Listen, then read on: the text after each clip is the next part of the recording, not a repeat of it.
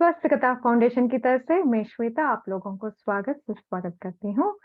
आज हम लंग्स के बारे में यानी कि डिप्थीरिया और 2-3 लंग्स डिसऑर्डर्स के बारे में जानेंगे। तो पहला है डिप्थीरिया। एक्चुअली डिप्थीरिया एक लंग डिजीज़ है, उसे बल्क नेक भी कहते हैं। एक्चुअली इसमें क्या होता है, बैक्टीरियल इन्फेक्शन होता है। उस बैक्टीरियम का नाम है कार्निबैक्टीरियम डिप्थीरियाe। जनरली इसका डेफिनेशन क्या बोलते हैं? It is a serious bacterial infection that usually affect the mucous membrane of our nose and throat.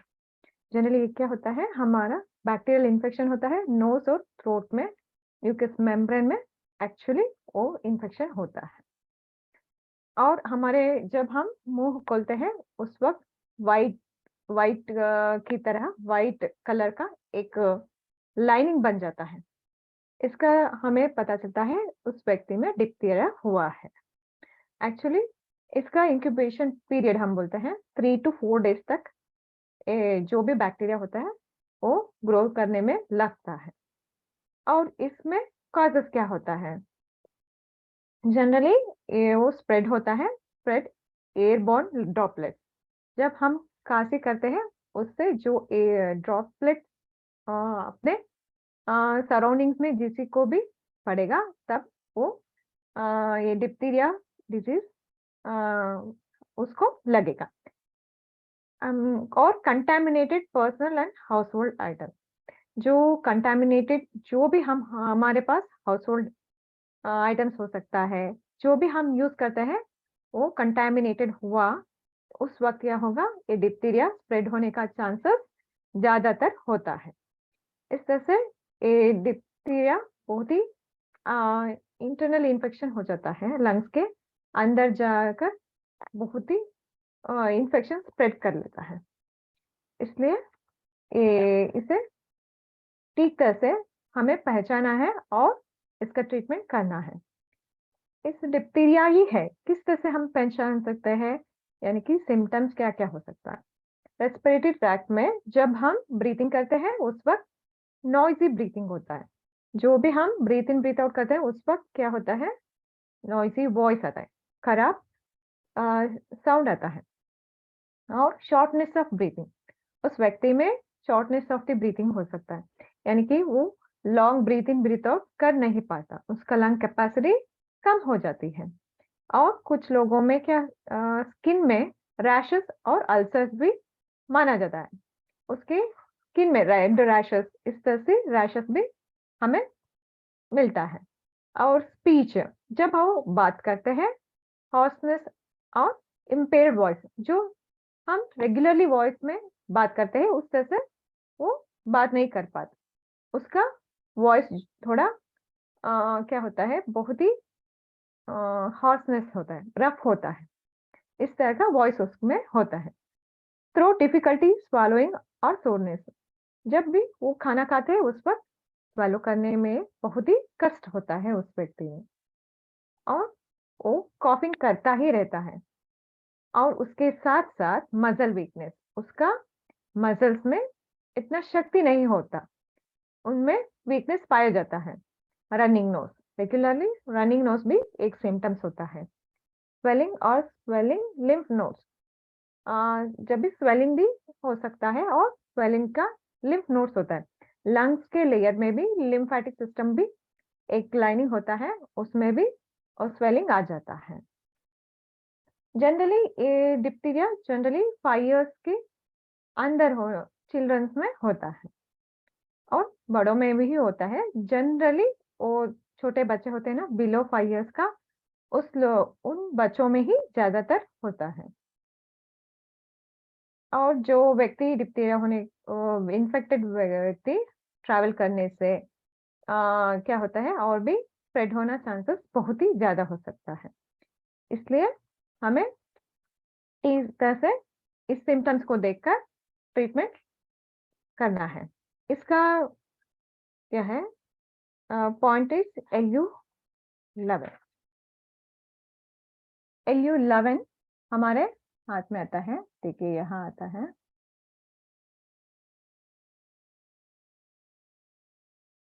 Actually tip में आता है।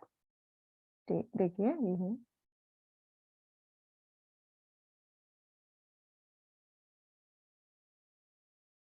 यहाँ फर्स्ट पॉइंट है हमारे हाथ में, दिख रही है ना, यही फर्स्ट पॉइंट।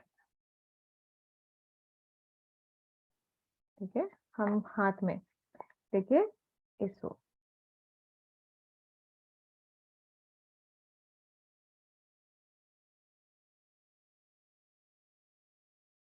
दिख रहा है ना सभी को।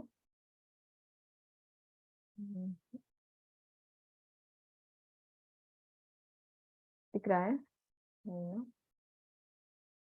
यहाँ।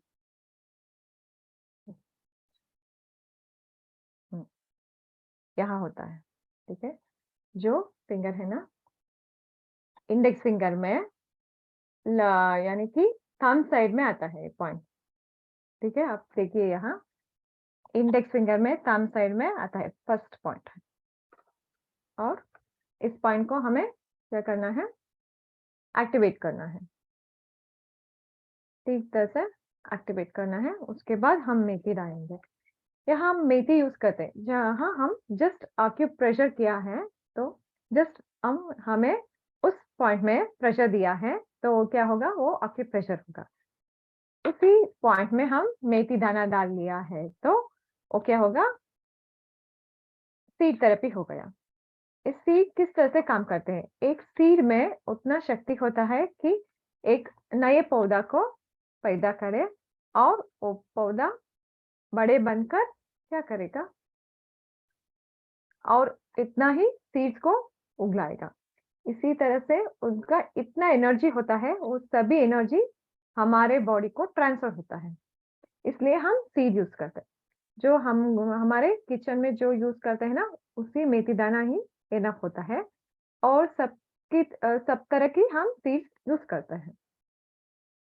इस तरह से हम इस सीड से एनर्जी मिलता है और पॉइंट एक्टिवेट होता है। जो भी हमारा प्रॉब्लम है वो भी सॉल्व हो जाता है।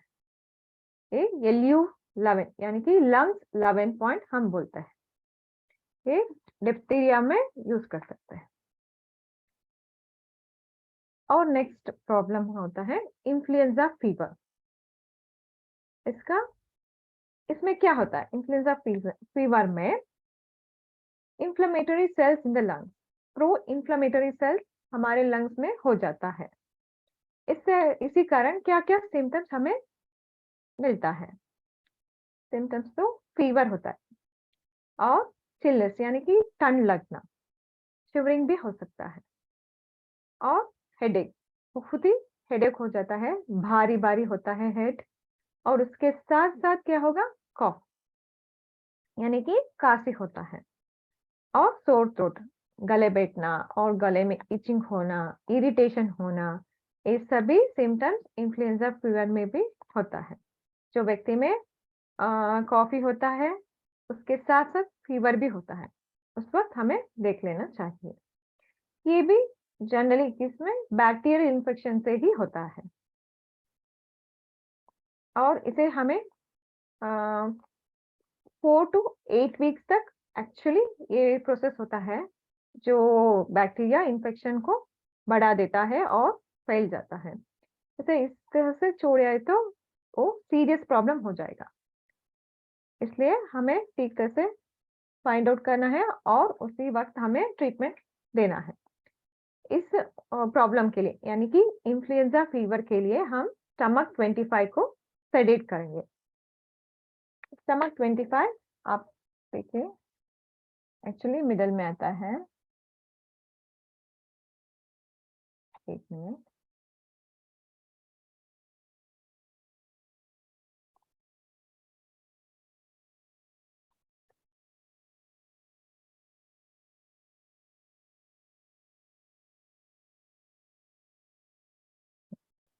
देखिए यहाँ ये तो ये तीन फिंगर्स को मैं कंसंट्रेट कीजिए। तो 2 फिंगर का सेंट्रल लाइन हो गया। ठीक है, अभी ये देखिए मिडिल फिंगर का सेंट्रल लाइन है, उससे थोड़ी दूर, स्ट्रेट नहीं, थोड़ी, यानी कि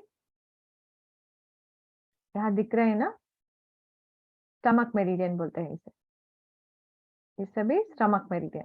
ऑरेंज कलर का लाइन है ना ये, देखिए यहाँ से देखना चाहिए इस तरह से। स्टमक 26, 25 यहाँ आता है।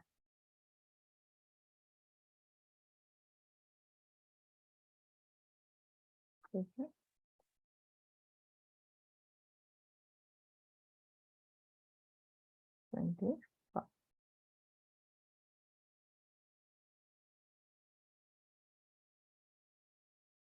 यहाँ 25 आता है। ठीक है, अभी हाथ में दिखाती हूँ क्या करना है। ये तो सेंट्रल लाइन होता है, ठीक है, इसे ये तो सेंट्रल लाइन है। यहाँ देखिए कि सेंट्रल लाइन से थोड़ी आगे जाना है, यहाँ है, यानी कि यहाँ ए सेंटर है, यानी कि मिडिल फिंगर के सेंट्रल लाइन के सेंटर ही आ जाता है।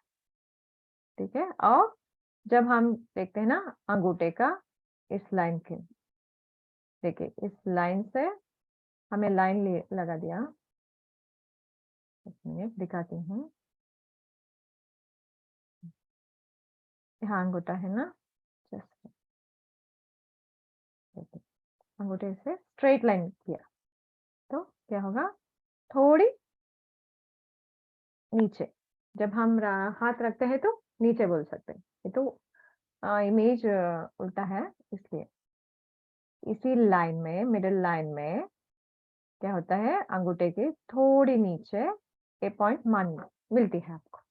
ठीक है, अगर आपको एक्चुअली स्टमक मेरिडियन थोड़ा इस तरह से होता है, लेकिन 25 इसी लाइन में आता है। ठीक है, तो मिडिल लाइन का इस तरह से हमने लाइन जाना है और थंब से एक लाइन डाला है इससे।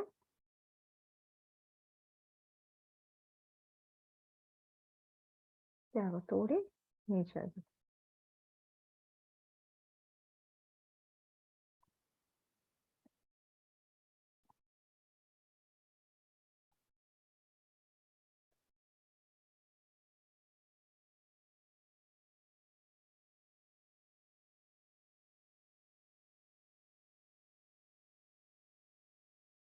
ठीक है, इसी तरह थोड़े नीचे आना चाहिए। ये तो बड़ा किया है, और भी थोड़ा नीचे आ सकता है। ठीक है, इसी तरह से करना है। सब लोग प्रैक्टिस करके ग्रुप में डालना है।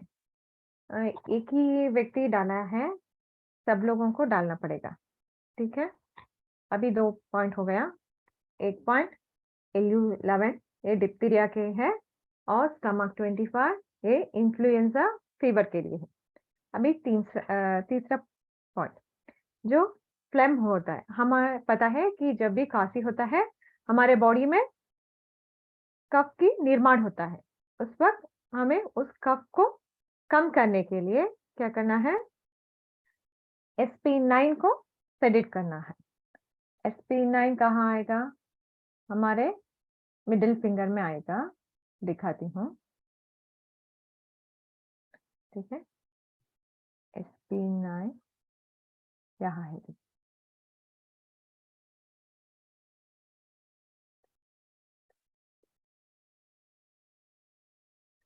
बड़ा कर रही हूँ।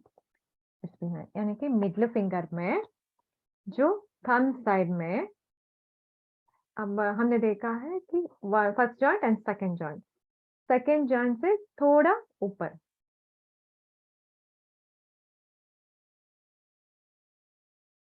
इसे SP9 पॉइंट का बोलते हैं। जब हमें खांसी स्टार्ट होता है, फ्लेम का निर्माण होना स्टार्ट होता है, उस वक्त क्या कर सकते हैं हम, इस पॉइंट को, दिख रहा है ना,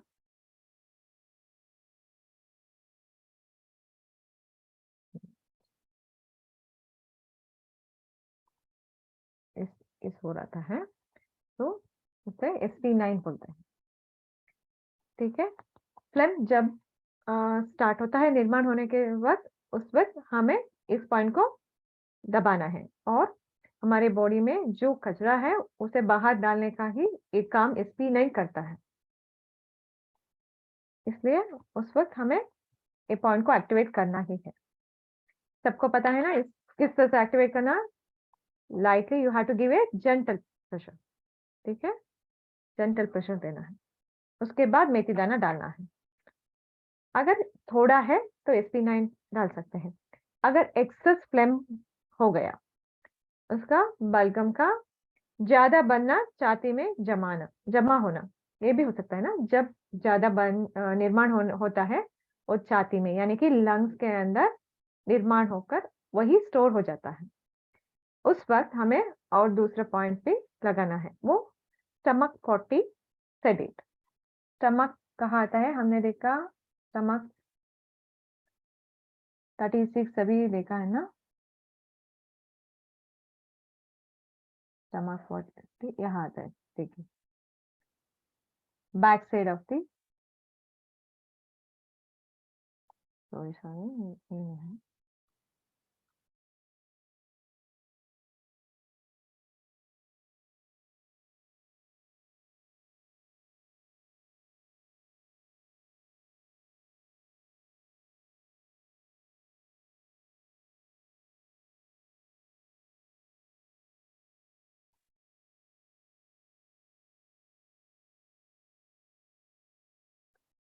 ये है स्टमक 40,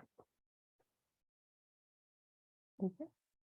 स्टमक 40 वहां होता है, यानी कि बैक साइड का मिडिल फिंगर का, जिस यानी कि थंब साइड में होता है। आप देख रहे हैं ना यहाँ, एक मिनट, मिडिल फिंगर है ये हाथ का बैक साइड है, मिडिल फिंगर है, और ये स्टमक मेरिडियन है, थोड़ा मेरिडियन से थोड़ा आगे आया है, ठीक है, जहाँ फोल्डिंग है ना उससे थोड़ा ऊपर, देखिए यहाँ है ना, मिडिल फिंगर मिडिल लाइन ये है, वो थंब साइड है, इसके हम फोल्ड करके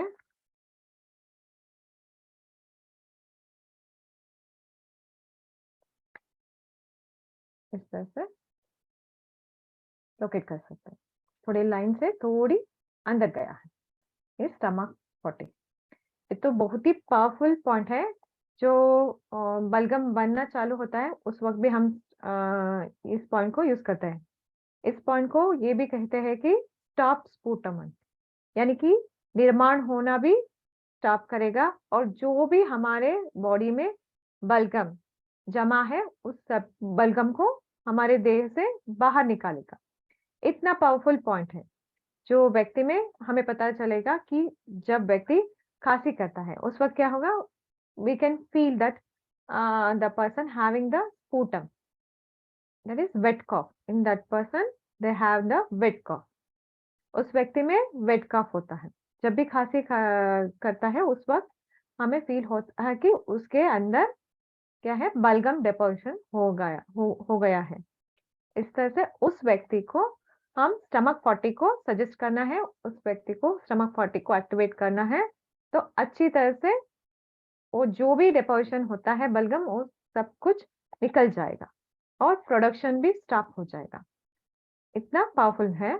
और जब छाती में भी कंप्लीटली बलगम है उस वक्त भी एक काम बहुत ही अच्छा काम करता है, ठीक है।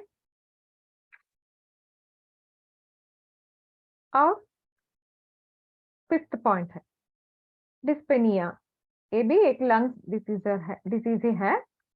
इसमें क्या होता है, अस्थमा पेशेंट्स होते हैं ना, उसी तरह से ये एक सिम्टम्स होता है।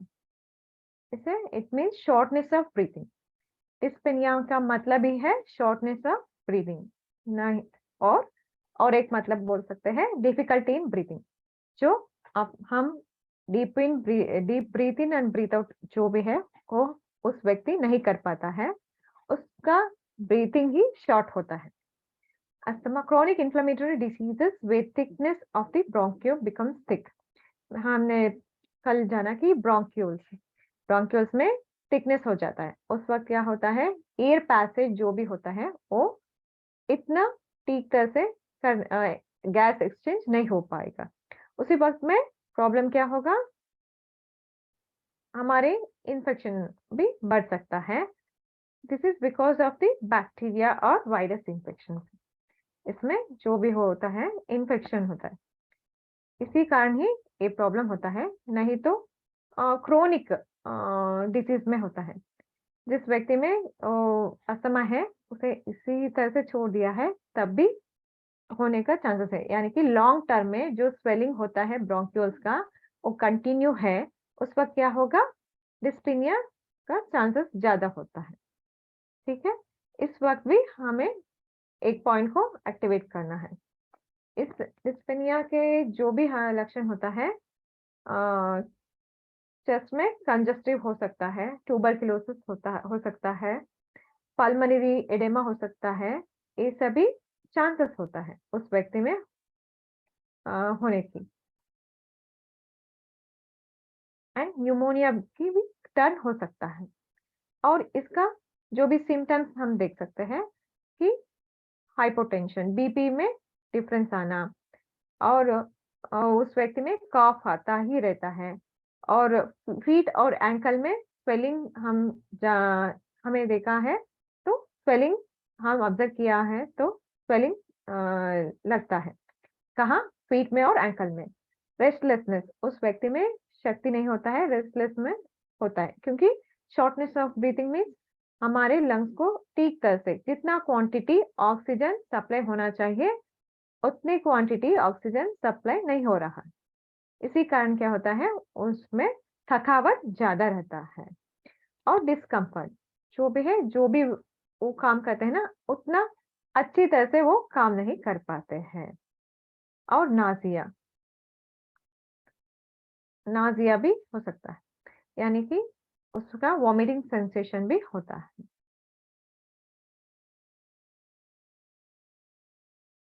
वॉमिटिंग सेंसेशन भी हो सकता है। इस तरह का प्रॉब्लम उस व्यक्ति में होता है। उस व्यक्ति में जीवी10, यानी कि जीवी10 पॉइंट को एक्टिवेट करना पड़ेगा। जीवी10 कहाँ आता है? हमने जीवी14 सभी देखा है। जीवी10 तो बहुत ही आसान है, जो हमने सेंट्रल लाइन लगाना है।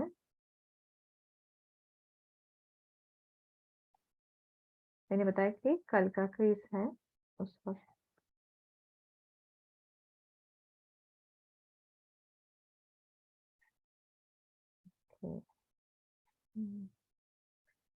एक क्रीज होता है ना, मिडिल थंब का मिडिल लाइन करना है। उसके बाद इस जो क्रीज है ना, उस क्रीज के थोड़ी ऊपर, थोड़ी ऊपर जीवी10 मिलता है। इस तरह है ना। अभी दिख रहा है यहाँ, जीवी10 होता है। जीवी10 को टोन करना है। जितना भी बहुत ही शॉर्टनेस ब्रीथिंग में वो काफी करते हैं रहते हैं, उस वक्त हमें जीवी10 को टोन करना है। और जनरली ये एक पॉइंट हुआ, 6th पॉइंट, और 7th पॉइंट ये है साधारण कफ। रेगुलर जो व्यक्ति खांसी करता है, उस वक्त क्या करना है? जीवी11 को डिक्रीज करना है।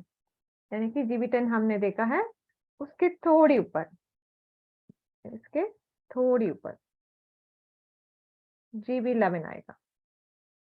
ठीक है, ये तो जीवी10 है, ये जीवी11 है। ठीक है, 10 और 11 पास पास में ही है, ये भी अच्छी रिजल्ट आती है। जीवी11 को सेलेक्ट करना है। रेगुलर हम जब भी खांसी होता है, उस वक्त क्या करना है? जीवी11 को टोन करना है, यानी कि मेथी सीड भी लगाना है। उससे क्या होगा? हमारा खांसी कम हो जाएगा।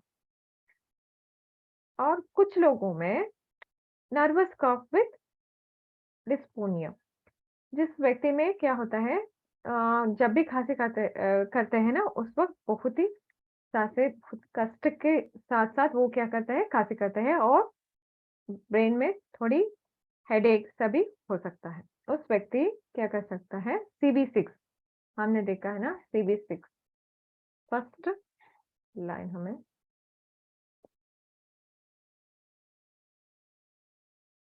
सेंटर में CV6। इस CV6 को भी हम टोन कर सकते हैं। इससे भी क्या होगा, खांसी जो भी है, शॉर्टनेस ऑफ द ब्रीथिंग, वो भी ठीक हो जाएगा। ठीक है, अभी 8 पॉइंट हो गया। फर्स्ट पॉइंट इल्यूस 11, ठीक है।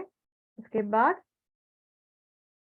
SP9, उसके बाद स्टमक 25 और बैक में स्टमक 40 और यहाँ जीवी 10 है और 11 है। टोटली 8 पॉइंट्स हो गया आज का।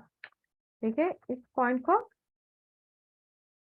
आप प्रैक्टिस करना है। जो भी अभी तक जो कोई भी प्रैक्टिस नहीं किया, एक व्यक्ति ने डाला है और बाकी सब लोग नहीं डाला है। जब भी आप प्रैक्टिस करेंगे तो अच्छा रिजल्ट आ जाएगा। ठीक है, आज यही स्टॉप करती हूँ। अब जिन लोगों को क्वेश्चन पूछना है पूछ सकते हैं। 1 मिनट।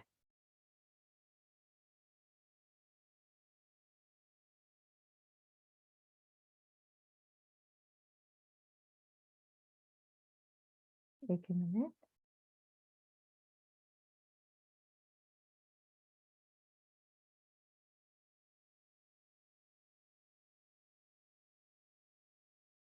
SP9 के बारे में पूछिए। SP9 तो यहाँ होती है। 1 मिनट, थोड़ा इस तरह से आपको दिखेगा, यहाँ होगा SP9। ठीक है, इल्यूलावैन, SP9, CV6 और स्टमक 25 है और बैक साइड में स्टमक 40 है। यहाँ स्टमक 40 है और जीवी 10 और 11। ठीक है, जो भी क्वेश्चन है पूछ सकते हैं।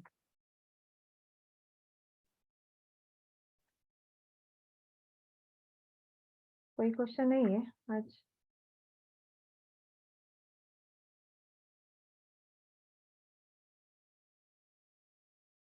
जिस व्यक्ति में रनिंग नोज होगा, वो व्यक्ति को कोल्ड है, रनिंग नोज है, उस वक्त हमें पता है सुजोग का सिंगल पॉइंट ही अच्छी तरह से काम कर देगा। अभी टाइम है इसलिए बता रही हूँ। हमें पता है ना नोज एरिया को किस तरह से डिटेक्ट करना है।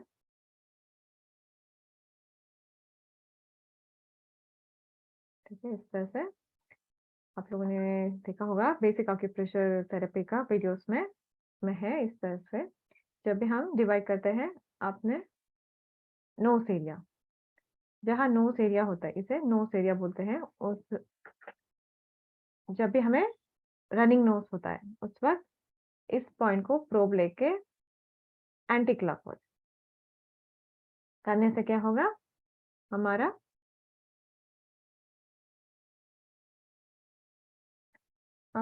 शॉर्टनेस ऑफ द ब्रीथ के लिए GV10 और GV11 और CV6 तीनों भी यूज कर सकते हैं। हाँ, CV6 फ्रंट पोर्शन में आता है। CV6 ये है, मैंने बताया ना सेंट्रल लाइन में, और ये दोनों लाइन के बीच में आने वाला है CV6।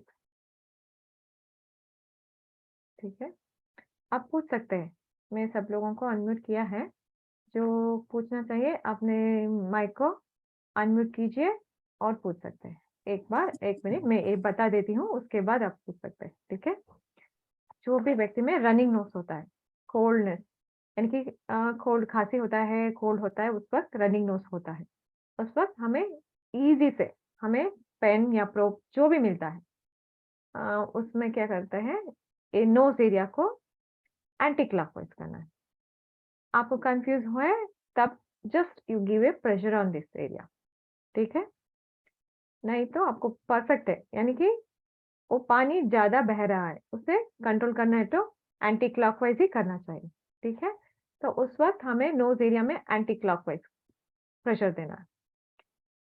ठीक है, उसी वक्त क्या होगा, हमारा रनिंग नोज जो भी है वो खत्म हो जाएगा। अगर एक व्यक्ति का नोज ब्लॉक है, उस वक्त क्या कर सकते हैं हम, इस तरह से इसी पॉइंट में क्लॉकवाइज कर सकते हैं। 6 time if you do the clockwise, it give wonderful result. Instantly you can feel the opening of the nose. If the person is suffering from nose block, if you give a clockwise direction pressure in the nose reflex area, so that the person can breathe easily, nose block will be opened. बहुत ही अच्छी result आता है। Clockwise करना है तो क्या होगा, knows block open होगा। रनिंग नोज है तो क्या करना है, एंटी क्लॉकवाइज करना है। ठीक है, यही वेरी इंपॉर्टेंट है। जो व्यक्ति में रनिंग नोज होता है उस वक्त हम यूज कर सकते हैं। ठीक है, अभी जो भी क्वेश्चंस है पूछ सकते हैं हम। अपने माइक को ओपन कीजिए और पूछ सकते हैं।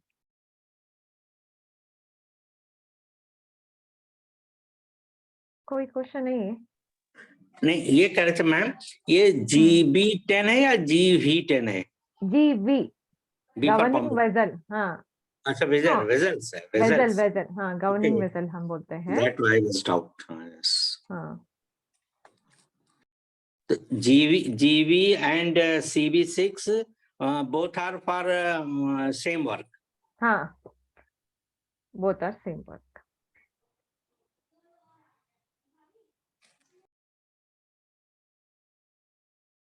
जो खांसी होता है उसके साथ साथ शॉर्टनेस ऑफ द ब्रीथिंग होता है, उस वक्त हमें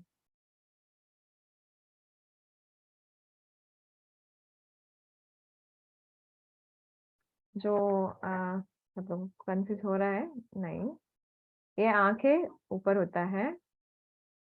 ठीक है, 3 बार हमने किया तो आंखें ऊपर होता है, यहाँ एक्चुअली मुंह आता है। पूरा ड्रॉ कर दिया मैंने।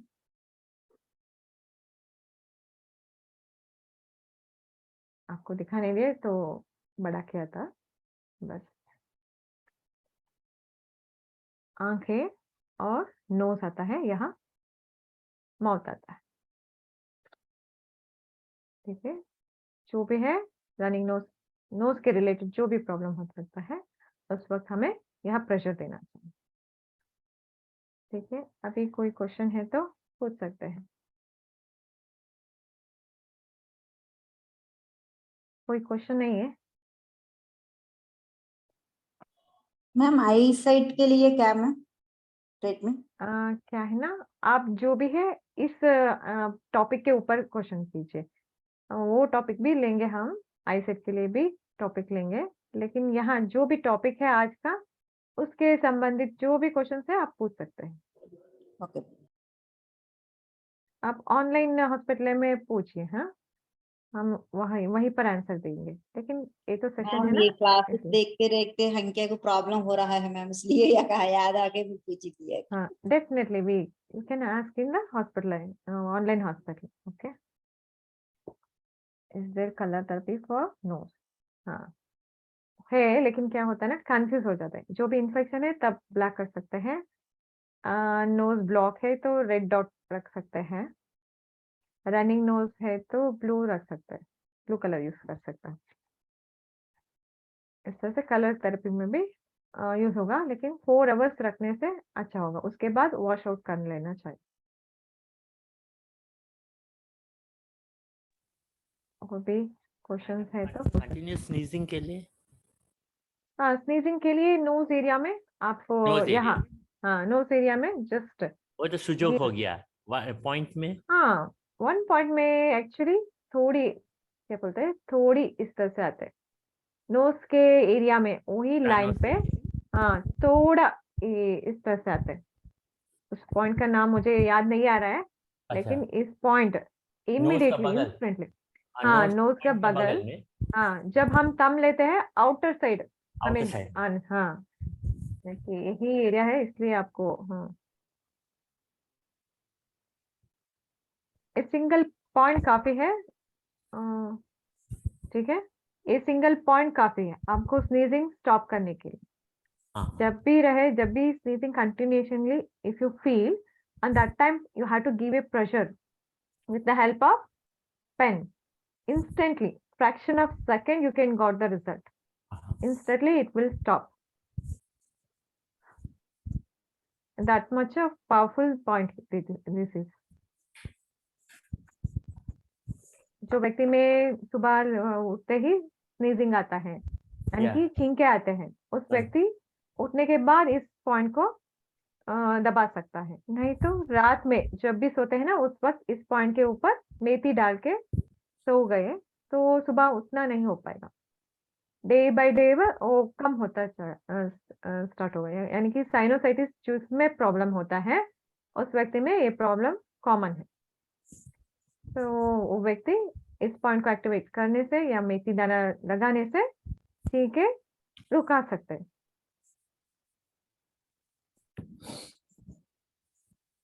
कल किसी ने कल का पॉइंट सभी यूज किया था, जिन्होंने पूछा था पॉइंट के मैंने ऊपर। यूज किया GB28 ना, हाँ GB38 था ना, वो जो मिडिल फिंगर के जीपी बस क्या था, एक मिनट में देखता हूँ क्या था। GB35 हाँ हाँ GB35 गले में खराश थी तो हाँ यूज किया था, हाँ यूज किया था, इफेक्ट हुआ उससे मेरे को। इफेक्ट हुआ हाँ, इसीलिए मैंने क्या बता किया, रहे। रात को हाँ मैंने मेथी दाना लगा के सो गया था। Very good. हाँ और मेरे को एक पूछना था, जो अपना नोज का जो है ना, हाँ अभी आपने बोला रनिंग नोज के लिए एंटी क्लॉकवाइज और हाँ ब्लॉक के लिए क्लॉकवाइज, हाँ तो वहां पे हम लोग ये क्लो लगा सकते हैं, लौंग? लवंग नहीं लगा दीजिए, मत लगाना है, लेकिन मेथी दाना लगा सकते हैं। मेथी दाना लगाए? हाँ मेथी दाना लगाइए, क्योंकि क्लो तो बहुत ही हीट होता है और उसका डायरेक्शन बहुत ही काउंट होता है। Not हाँ necessary to put clove. Methi is enough for every treatment. Methi and pepper is best thing. You can use these two seeds and you can do wonder. For that we have to activate that point. I For cannot- running was we should activate that point na, anti-clockwise. Then we have to Anti-clockwise. put that methi dana. You can put a methi dana so that it will continuation. If we cannot give regular pressure, if we put the methi, so it will act on that point regularly for the period of 8 hours, so that it will give wonderful result. Okay. Thank you so much. Welcome. Anything more? Thanks for your feedback also. Just that is the reason I am telling you that you just try the points so that you get results. If you not get the results, so that we will suggest some other points for you. So okay, there is no question. I think I will stop the recording.